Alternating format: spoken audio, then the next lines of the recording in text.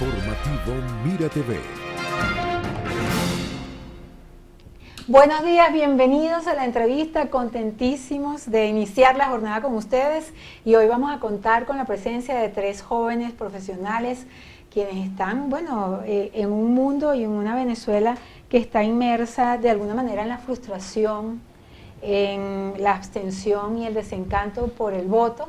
Estos jóvenes están apostando por convertirlo quizás en una manera de protesta pacífica y esperemos que efectiva, si alguno de ellos logra su objetivo de contar con el voto popular. Y bueno, uno de estos jóvenes es precisamente nuestro buen amigo y además colega, Carlos Arencibia, a quien agradecemos muchísimo estar con nosotros el día de hoy, quien es comunicador social, profesor universitario y además especialista en gestión pública. Él va más allá y plantea reformas legislativas concretas que permitan avanzar hacia una democracia funcional donde participar sea útil y no decorativo. Eso es una propuesta espectacular que me parece inteligente, pero se puede lograr en Venezuela. Bienvenido, Carlos. Gracias, Daxi. Gracias por estar aquí. Siempre un placer conversar contigo en cualquiera de los espacios que siempre nos brindas para llegarle a la gente de los Altos Mirandinos. Bueno, sí, nuestra propuesta en el ámbito legislativo, acuérdate que esto es una elección y el ser diputado a la Asamblea Nacional tiene varias aristas, ¿no?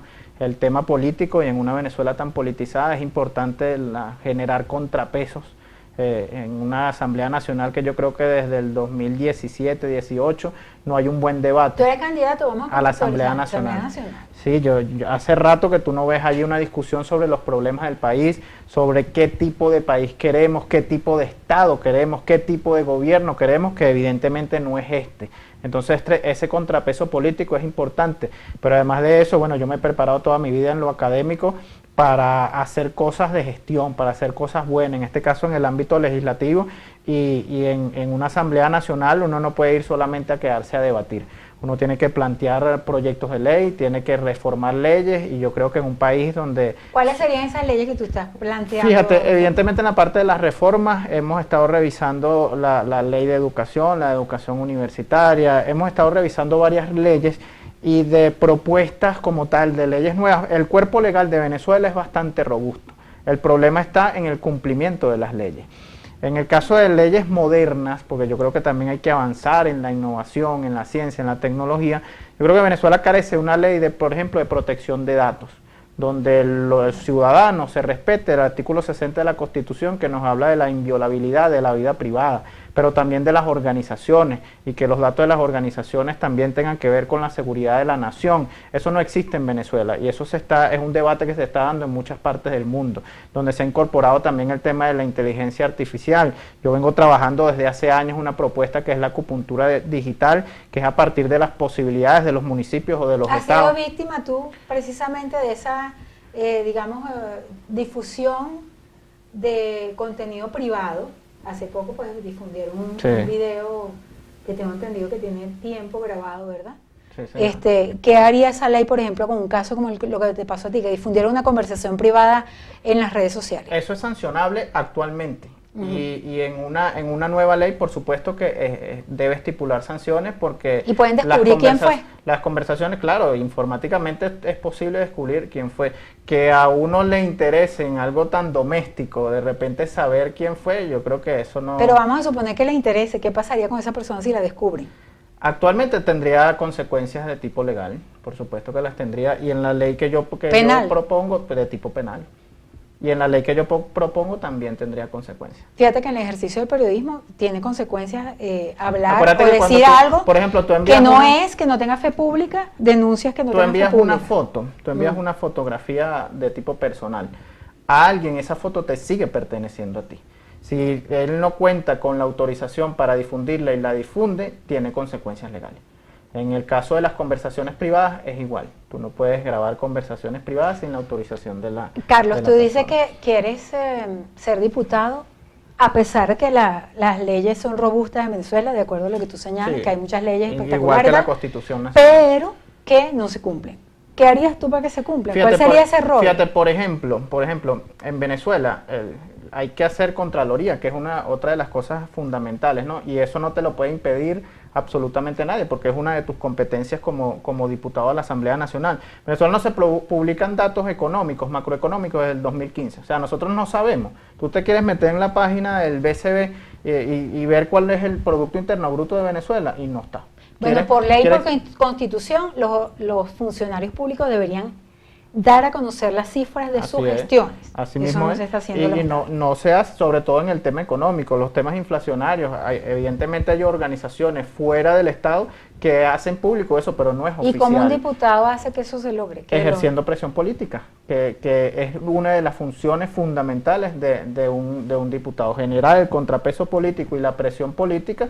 O sea, tú puedes convocar a cualquiera de estos funcionarios y exigirle que cumpla con la transparencia del Estado venezolano, un Estado burocrático y pesado, que además no te informa, no cumple con su transparencia, oye, hace que sea más lento de lo que es, que el burocratismo se eleve y por supuesto todas estas cosas, todo lo que se hace oscuro fomenta uno de los peores vicios que tiene Venezuela, que es la corrupción. Dado que hay tanta reticencia de muchos sectores, incluso de la oposición, haciendo campaña para que la gente no vaya a votar y diciendo que estas elecciones son una reafirmación del gobierno.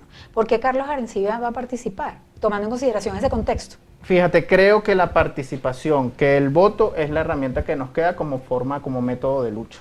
Al final, aquí los venezolanos no pueden salir con una pancarta como hizo el señor de 83 años en La Guardia y se lo llevaron preso él solito ahí con una pancarta. No puedes poner en tu estado de WhatsApp que rechazas al gobierno porque te caen y te llevan preso. Entonces, al final, ¿cómo tú puedes manifestar que estás en contra del gobierno, que quieres un cambio para Venezuela? A través del voto. Y eso, por supuesto, que va ejerciendo la presión suficiente y tanto al agua al cántaro hasta que se rompe. Y yo creo que nuestra forma de ejercer presión política ciudadana, porque esto es algo muy individual, muy de cada quien, que vaya a votar, porque es un derecho votar o no votar. Yo no voy a entrar en un debate ni en una diatriba con quien hoy está en la posición de no hacerlo. Yo creo que lo correcto es hacerlo porque es nuestra forma de luchar, lo veo como un principio. Mira, ¿y cómo funciona la cosa de votar ahorita por ti? Explícale a la gente si estuvieses haciendo campaña. Bueno, estoy haciendo campaña. Exacto. ¿Cuáles son los sitios geográficos? ¿Cómo llegarías tú a ser diputado si la gente vota por ti? Yo soy candidato a diputado por el Circuito 1, todos los Altos Mirandinos. Carrizal, pero a la Asamblea Nacional. A la Asamblea Nacional, por las tarjetas de Unión y Cambio y Un Nuevo Tiempo. ¿Cómo se vota? Presionando la tarjeta y votar. Quienes han ido a las plazas, ahorita hay personas. ¿Tú crees que la gente va a votar? O sea, yo creo que por ti. Por supuesto que sí. Y además hay un sector que vota por cariño y hay un sector que vota porque lo considera como principio. Que te digan cómo se te ocurre participar. Por supuesto que sí, y es complicado. Y asumir este reto no ha sido fácil, pero yo creo que cuando uno está en una línea política y lo hace de acuerdo a sus principios, feo sería que yo estuviera en el plano de la participación sin querer estarlo. Estoy aquí porque lo considero un principio y era mucho más fácil no estarlo. Y sí creo que hay un sector amplio que está en la no participación, pero es menor del que dicen las redes sociales. Si uno se faja, lee X o Instagram, se vuelve loco y cree que nadie quiere participar. Pero te metes en el barrio, te metes en las comunidades populares, que eso debería estudiarse. Porque hace 10 años nos decían a los dirigentes de oposición, métanse para los barrios para que la gente participe, y la gente era reticente. Hoy es al revés, hoy te metes para el barrio y todo el mundo quiere participar y participar a favor de la oposición, pero te metes en la clase media y es lo contrario. Mira, ¿cómo ves esta campaña? Tú eres periodista y como periodista has cubierto campañas electorales y también después que te metiste a político, bueno, como político, ¿verdad? Pero eres una persona... pilas con eso. ¿Cómo ves tú esta campaña? Porque esto es algo muy diferente, su género, diría yo. Fue una campaña sobre corta, todo por el resultado anterior. Claro, una campaña corta, mediada por el tema del 28 de julio. Están los que creen que hay ¿mediada o estigmatizada? Hay un estigma entre los que no participan de que son traidores los que sí participan. Yo creo que es difícil mellar. Cuando te dicen traidor, ¿tú qué dices? Mira, tú eres un traidor, Carlos. Es que quien conoce mi trayectoria política y humana y mi vida sabe que es imposible que uno sea traidor. ¿Y cómo llamas tú traidor, por ejemplo, a nuestro candidato a gobernador, que es Juan Requesén, que tuvo 5 años preso, que todo el mundo sabe todo lo que vivió? Sin embargo, salió y puso su nombre también por un tema de principios, por un tema de que consideramos que la participación es la vía para lograr y no pasar la página del 28 bajo ningún concepto, seguir luchando. Si te tocara convencer a María Corina Machado que vote, ¿qué le dice? Uy, esa creo que es la pregunta más difícil que me han hecho en los medios de comunicación. Mira, yo creo que al final el tema de la abstención, yo creo que el mejor argumento es el fracaso. El fracaso que ha habido tanto en 2005 como en 2018.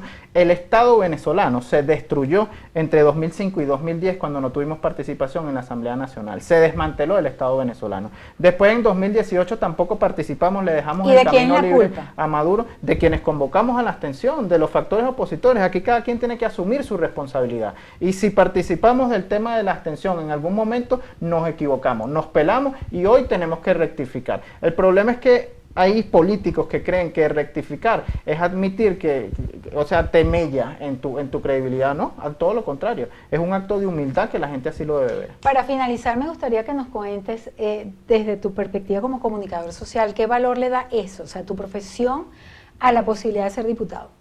Mira, el tema de la palabra, del lenguaje, un diputado es un cuerpo que debate y además las formas de entender el mundo. Yo siempre le digo a mis alumnos de la universidad que tú mientras más vocabulario conoces, mientras mejor manejas el lenguaje, mejor entiendes el mundo. Y yo creo que el entendimiento de lo que sucede en Venezuela, de lo que sucede en un hemiciclo, te ayuda a tener una perspectiva mejor sobre cómo llevar las cosas. Porque eres profesor universitario, Carlos. ¿Por qué? Porque no es por el sueldo, ¿verdad? Yo ni sé cuánto se gana ahí realmente, ¿no? Pero por supuesto que es por aprender, no para enseñar, sino para aprender. Muy bien, bueno, tu despedida ya.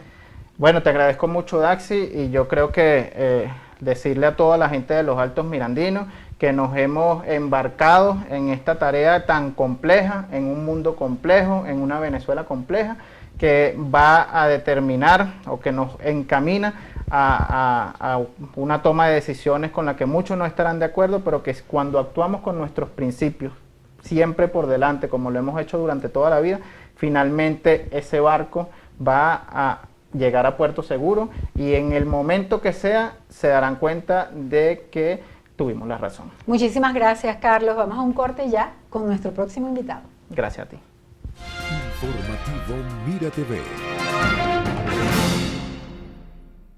Una semana llena de retos, seguramente de grandes declaraciones, porque estamos en el marco de una elección, de una convocatoria por el Consejo Nacional Electoral para que sean electos los gobernadores de los diferentes estados, los diputados a la Asamblea Nacional y regionales.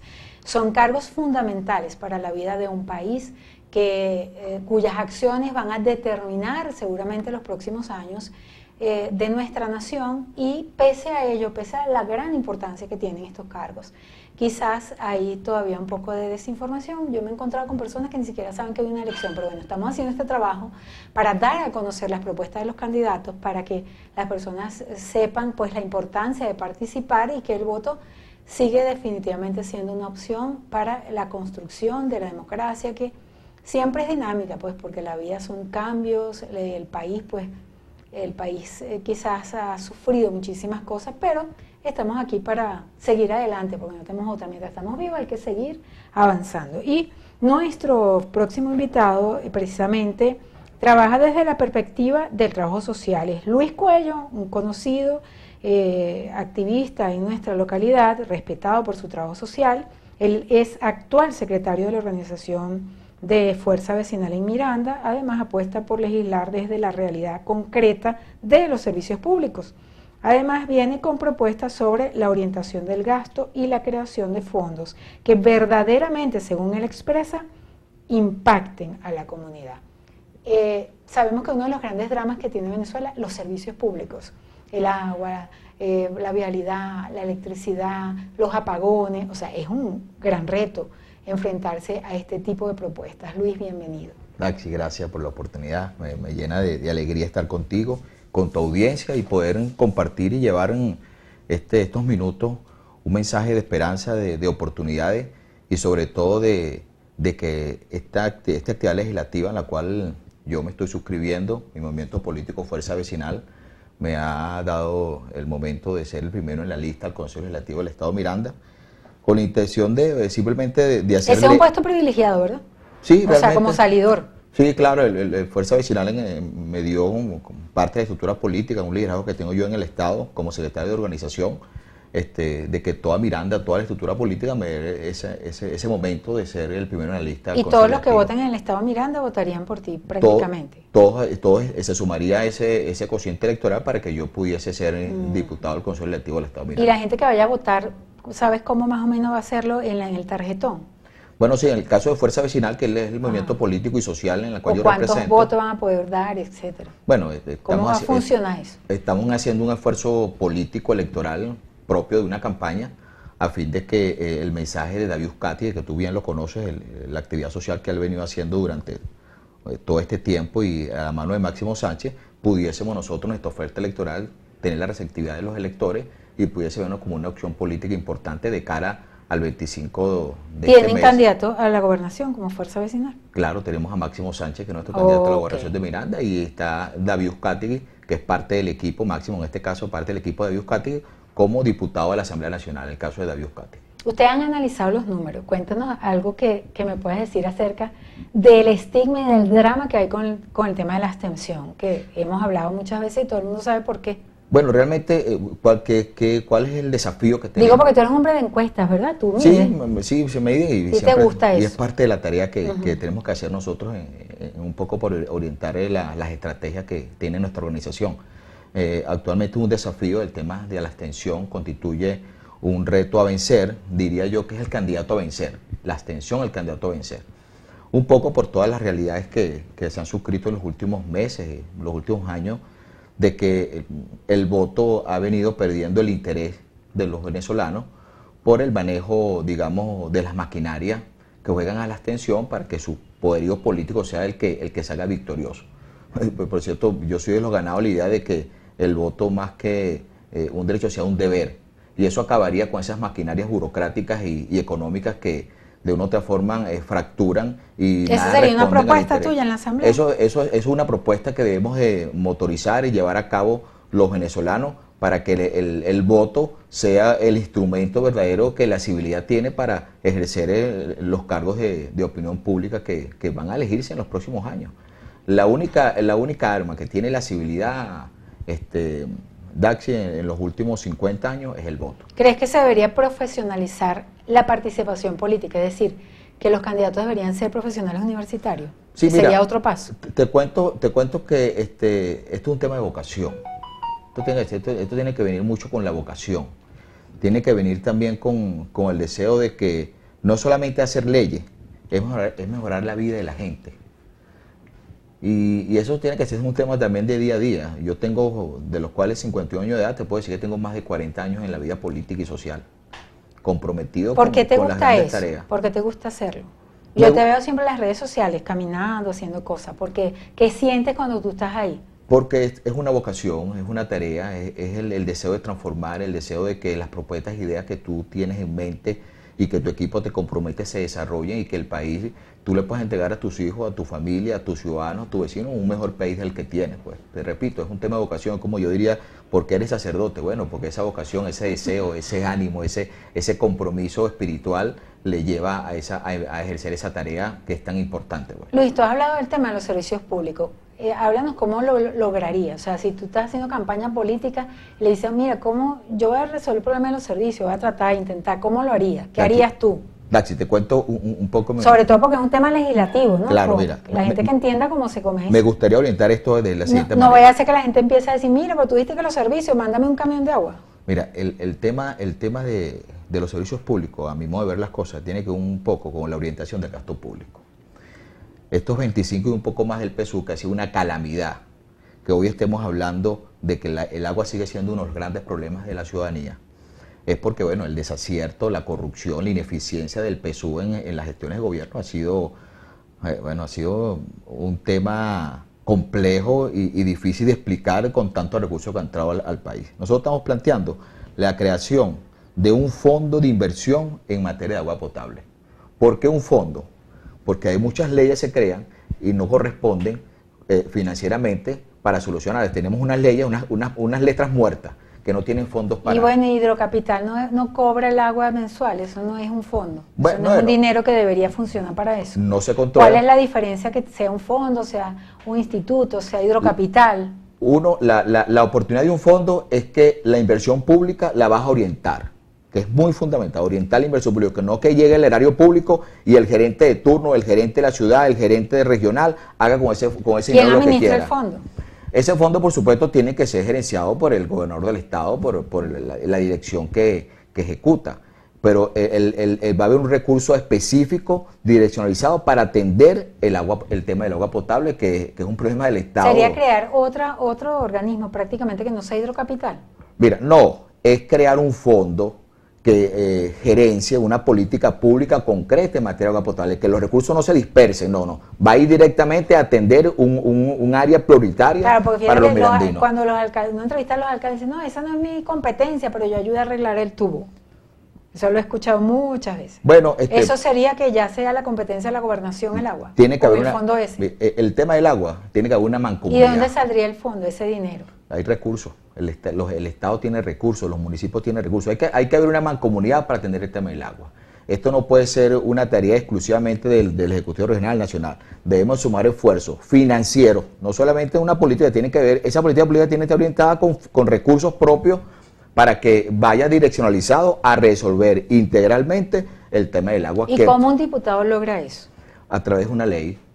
Nosotros debemos legislar abiertamente sobre este fondo, en la cual le demos todas las prerrogativas, le demos todas las características financieras, jurídicas, para que pueda ejercer y pueda dar soluciones a la gente. No podemos ir creando leyes que no den soluciones a la gente. Ese ha sido el venezolano. Tiene una gran apatía, tiene un desinterés por lo político, porque no damos soluciones. Esa es la realidad. Nosotros desde esta tarea, el equipo de David Uzcategui, el equipo de Máximo Sánchez, que son los que liderizan esta propuesta en el Estado, en el país, nosotros estamos ganados a establecer una línea de acercamiento para buscar soluciones integrales a las problemáticas más sentidas del ciudadano, en este caso el agua potable. Mira, en el caso de la parte política, que mucha gente dice, bueno, ¿por qué la oposición está en estas condiciones tan adversas, está también tan dividida? ¿Cómo ves tú eso? ¿No trataron de unirse ustedes para tratar de tener candidatos más unitarios? ¿O tú crees que ya Venezuela no cree en eso? Mira, primero, bueno, hay dos tipos de unidades que yo visualizo. Hay una unidad de propósito. En este caso, Fuerza Vecinal, conjuntamente con Ecológico, mi unidad, hemos establecido, y los alcaldes que nos acompañan, Gustavo Duque, etcétera, hemos querido tener una unidad de propósito para hacer una transformación política en el Estado, que como tú sabes, David Uzcategui lo viene diseñando y viene liderizando ese gran esfuerzo. Y hay una unidad partidista, si se puede decir así, que por circunstancias propias de la realidad estamos administrando, Daxi, circunstancias difíciles y complejas. Pues nos toca administrar, esa es la tarea de los que hacemos vida política. Y en marco de esas circunstancias que nos toca administrar, hoy muchos posiblemente estamos en diferentes áreas partidistas, pero tenemos el propósito del cambio del país. Yo estoy seguro que los demás movimientos que posiblemente no están en la fórmula nuestra, están ganados y están comprometidos con el cambio del país. Fíjate que hay muchísima gente que está con relación a la participación en el voto, inclusive de manera textual, he escuchado, no, todo está perdido, ¿para qué voy a votar? Bueno, primero yo he compartido en este recorrido, hemos venido animando a la participación electoral, y el voto es una conquista que nosotros no podemos dejar de un lado. Esto es una lucha que costó mucho sudor y sangre, como se dice. Y la civilidad, el mundo moderno, el único instrumento que tiene es el voto. Y debemos ejercerlo en las circunstancias que sean. Lo que te puedo decir es algo, Daxi, y a tus queridos participantes que están en casa. En la conciencia del venezolano están los resultados que tuvimos en el último proceso. Eso está allí latente. Sabemos quién ganó y cuál fue la realidad. Ese poder de conciencia que está allí tiene una repercusión en lo que va a pasar en los próximos años. ¿Cómo esperas tú que va a ser el 26 de mayo, en la mañana? Imagínate tú un escenario, ya para finalizar. Mira, el 26 de mayo tiene que ser un espacio de esperanza, de oportunidades. Yo me niego al país de quedarse en casa, yo me niego al país de que la política no sirve, yo me niego al país de que todos somos malos. No, yo soy esperanzado, estoy ganado a que el cambio tenemos que gestarlo entre todos, y la única vía para gestar el cambio es a través del voto, como te repito, el único instrumento que tiene la civilidad para ejercer este derecho que notablemente el 25 de mayo tenemos que votar. Nosotros Mira, estamos si tú- ubicados en Fuerza Vecinal y a través del equipo, como te repito, de David Uzcategui y Máximo ¿Tú eres Sánchez. por los Altos Mirandinos?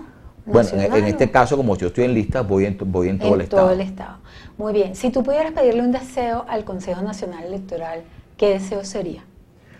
Mira, el deseo que, más que un deseo, es una petición, que la transparencia, el respeto a la voluntad popular se ejerza sin complejo y sin dejar atrás el deber que le dio el venezolano para que estén en esos cargos de acción pública, como es el Consejo Nacional Electoral, que es un alto organismo que tiene la gran responsabilidad de velar, respetar, cuidar los votos de cada ciudadano venezolano.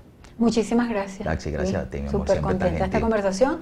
Y en la próxima parte seguimos con más, con nuestro próximo invitado, felices con nuestro nuevo horario. Informativo Mira TV. Qué rico está este café. Cortesía de Luis Cuello. Muchísimas gracias. Esta hora eso de verdad que no tiene precio. El venezolano de verdad que disfruta tanto ese momento del café en las mañanas. Es un momento mágico. Bueno, yo lo amo, de verdad. Ah, claro, en este momento lo estoy tomando sin azúcar. Es un café que de verdad sabe a café y me acostumbré y lo disfruté muchísimo. Se los recomiendo. Que traten de adaptar el paladar a comer menos azúcar, que es mucho más sano para su salud. Pero bueno, siguiendo con nuestra serie de entrevistas, súper contenta porque estaba entrevistando a jóvenes venezolanos muy valiosos. Están haciendo un trabajo que tienen una fe puesta pues, en sus acciones, en sus decisiones, que obviamente no son tan fáciles como en otros procesos electorales porque obviamente hay mucha resistencia. Sin embargo, ellos están pues haciendo el trabajo y basándose en que la democracia es el voto y que eso es en eso es que ellos creen y bueno, están haciendo ese trabajo. Entonces son candidatos, se pusieron sus nombres. Y el próximo amigo que está acá con nosotros se trata de Cristian Jiménez. Cristian es abogado y dirigente político pues, de muchísimos años. Él está postulado como primero en la lista para el Consejo Legislativo por un nuevo tiempo y Unión y Cambio. Él propone humanizar el poder legislativo y convertirlo en un espacio más cercano a las necesidades del pueblo mirandino. Él sí va para el legislativo de Miranda, del Estado, ¿verdad? Es una de las personas que se fueron de Primero Justicia porque precisamente para participar en este proceso con Capriles, ¿verdad?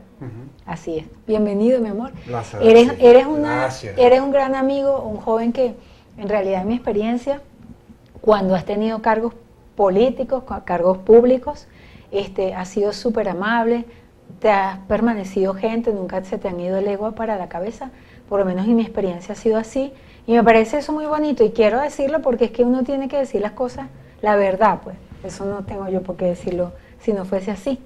Esa parte me parece bonita, ¿por qué? Porque es una nueva generación de políticos que no entiende que un cargo es un título universitario, sino es una responsabilidad para servirle a la gente. Entonces, bueno, ¿tú quieres servirle a la gente en el Consejo Legislativo? Mira, primero, gracias por invitarme. Yo me siento aquí en casa, me siento muy cómodo contigo, somos amigos de muchos años. Mira, nosotros siempre tenemos que mantener como servidores públicos la humildad por encima de todo. A mí me encanta, por ejemplo, caminar las calles de Los Teques con mi cara muy en alto y saber que cuando tuve la oportunidad pusimos un granito de arena para ayudar a la gente, porque es que al final nuestra vocación política va dirigida ahí, pues en la ayudar al que más lo necesita, sin estar preguntando qué carnet tiene, qué tendencia política tiene. El que tiene necesidad debe ser ayudado. Y nosotros estamos ahí como un puente entre el problema y la solución. Y estamos ahí para solucionar los problemas. Cristian, ¿sabes qué? Bueno, el que maneja las cosas de las campañas políticas, que yo obviamente no soy experta, pero hay gente en marketing que habla inclusive de palabras que sean fáciles de comprender, para que la gente entienda el mensaje claro. Y que vote, se convence y vote, ¿no? En el caso tuyo, tú estás planteando humanizar el Consejo Legislativo. ¿Qué significa eso? Mira, Daxi, en los recorridos que estamos haciendo por las comunidades, tú le preguntas a los vecinos, mira, dime por lo menos nombre de 3 diputados del Consejo Legislativo actuales. Y no lo conocen, no saben quién son, no saben para qué sirve el espacio, no saben con qué se come eso, ¿no? Yo creo que es un espacio muy importante para abrir las puertas hacia los vecinos, es un espacio muy importante para discutir y debatir los reales problemas que enfrentan los vecinos en sus comunidades y que la gobernación tiene competencias en esas áreas para la solución de los problemas. El legislador tiene que estar cerquita de la gente, escuchar a la gente, poner el oído en el piso para saber cuál va a ser el debate, en qué se va a centrar el debate y cuál va a ser los puntos de acuerdo para poder solventar los problemas, ¿no? Sabemos que a la gente, mucha gente ve el diputado como el diputado, el que está arriba, en la cúspide. Eso hay que cambiarlo. Nosotros tenemos que mantener la humildad, acercarnos a nuestra gente, escuchar a nuestra gente. La gente dice, mira, vienen a la comunidad solamente para buscarle el voto. Yo digo, mira, es primera vez que te estoy buscando, que te estoy pidiendo tu ayuda, y ten por seguro que yo creo en la política de la constancia, de estar siempre en la comunidad, de ayudar, del mensaje sincero y genuino de decirte sí o no, Mira, pero sincero. Y ahorita con esta campaña que has hecho, ¿qué has escuchado? Que tú dices que hay que escuchar a la gente, ¿qué has escuchado? Mira, Datsy, a mí me sorprende mucho lo que me has conseguido, porque bueno, yo manejo también mis redes sociales, ¿no? Y hemos conseguido que las redes sociales hoy hablan un lenguaje totalmente distinto al de la calle. Cuando vamos a la calle, la gente primero te dice, ¿qué vamos a hacer? ¿Qué vamos a hacer? Tenemos que seguir luchando. Los problemas se incrementan, la crisis se incrementa, el desastre se incrementa. Y la gente o los que nos quedamos aquí en el país, no tenemos otra opción que seguir luchando. O nos resignamos o seguimos luchando.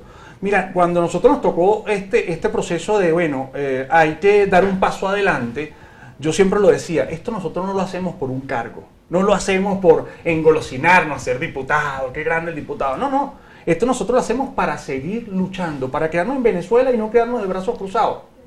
Cristian, ¿te ha dado miedo ser político? ¿Que has sentido miedo por todas las cosas que sabemos que han pasado en Venezuela? A mí empezó a generarme mucho miedo la política cuando nació mi niño de 5 años, mi hijo de 5 años. Cuando nace un hijo te sientes vulnerable ante el mundo, ¿no? Después del 28 de julio a mí me persiguieron, me buscaron por todos lados, pero al final la verdad que manejó Cristo fue crucificado por la verdad. Vamos a llevar hasta ese punto. La verdad ha tenido muchos enemigos en toda la historia. Nosotros creemos que estamos luchando por lo justo. Estamos luchando por lo que nos merecemos. Yo quiero un país, cada uno de nosotros tenemos un punto de dolor. Tenemos algo por qué luchar. Cuando yo te pregunto, Datsy, ¿por qué tú vas a luchar? Tú me dices algo muy distinto a mis puntos de lucha. Mis puntos de lucha hoy es mi hijo, que yo no quiero que tenga un futuro como el que yo tuve, un presente como el que yo tuve, un futuro como el que yo tuve, de pocas oportunidades, Datsy. Yo creo que mi hijo y muchos niños se desarrollan en un país de oportunidades. ¿Has pensado en irte de Venezuela? No, nunca, Datsy. Nunca ha estado en mis planes irme de Venezuela. Siempre me he mantenido acá firme. Y porque me he mantenido acá, yo sigo luchando. Mira, y esto ha generado hasta problemas familiares. A mí mi familia me ha generado un muro de contención y me han dicho, ¿hasta cuándo vas a seguir con esta lucha? ¿Van a votar por ti? Claro. Han manifestado que van a apoyar. Porque es que nosotros no estamos vendiendo el voto hoy como un tema de que, ay, yo quiero ser diputado, ay, qué grande. No. Estamos vendiendo el voto como un mecanismo de protesta, un mecanismo de no quedarnos de brazos cruzados. Lo que pasó el 28 de julio generó costos políticos muy altos. Y eso generó presión. Si nosotros lo volvemos a intentar, no sabemos lo que podemos lograr si no lo intentamos. Si nosotros lo volvemos a intentar y vuelve a ocurrir el escenario del 28 de julio, se incrementan los costos políticos, se incrementa la presión. Un dique no se revienta de un solo golpe, se revienta de golpe tras golpe tras golpe. Y nosotros creemos que podemos tener el país que nosotros todos soñamos. Ahora, cuando tú pides el voto a los ciudadanos, a las personas con las que hablas, ellos no te dicen cómo vas a cuidar mi voto. Mira, ¿cómo me garantizas tú que ese voto sí va a tener el valor que yo le estoy dando? Si hay algo que yo me he cuidado siempre es mantener un discurso muy sincero. Yo le digo a la gente, yo no me puedo comprometer en algo que no sé si vaya a cumplir. No te doy garantía de que ese voto sea cobrado. Pues lo que sí te doy garantía es que cuando tú vas a votar, vas a generar una presión, vas a generar un costo político alto si te roban el voto. Y eso incrementa la lucha, Datsy. Porque si te pones a ver, ¿qué logramos nosotros quedándonos ese día de brazos cruzados en la casa? A nadie meten preso por ir a votar. Y el voto es un derecho y un deber también como ciudadano, ¿me entiendes? Hay muchas razones hoy por votar y hay muchas razones para no votar. Eso lo entendemos. Hay personas que te dicen, la depresión está inmersa en el ciudadano también, la rabia, y eso lo compartimos nosotros con ellos, porque nosotros tuvimos mucho trabajo para lograr el triunfo del 28. Eso no fue un solo día. Nosotros veníamos trabajando de hace muchos años para lograr lo que se logró el 28. En mi caso, a mí me tocó recorrer todo el estado. Yo di por lo menos 5 vueltas en todo el estado, ayudando a nuestra gente, diciéndole a la gente que hay que votar, porque el voto estaba satanizado. El voto estaba satanizado como instrumento de lucha. Y gracias a Dios, el voto volvió a ser un instrumento para el 28 de julio. Y hoy yo digo, Datsin, que necesitamos a todos en este camino. Necesitamos a todos en este camino. Para nosotros, María Corina es valiosa en esta lucha. Enrique es valioso en esta lucha. Juan Requesén es valioso en esta lucha. Yo creo que al final no nos estamos escuchando entre todos, porque todos vamos por el mismo camino, seguir luchando por Venezuela. Si María Corina hubiese dicho, mira, vamos a participar, nos vamos a meter por el camino de la participación, vamos todos a votar como un mecanismo de protesta, te apuesto que las elecciones no las hubiesen lanzado el 25 de mayo. ¿Me entiendes?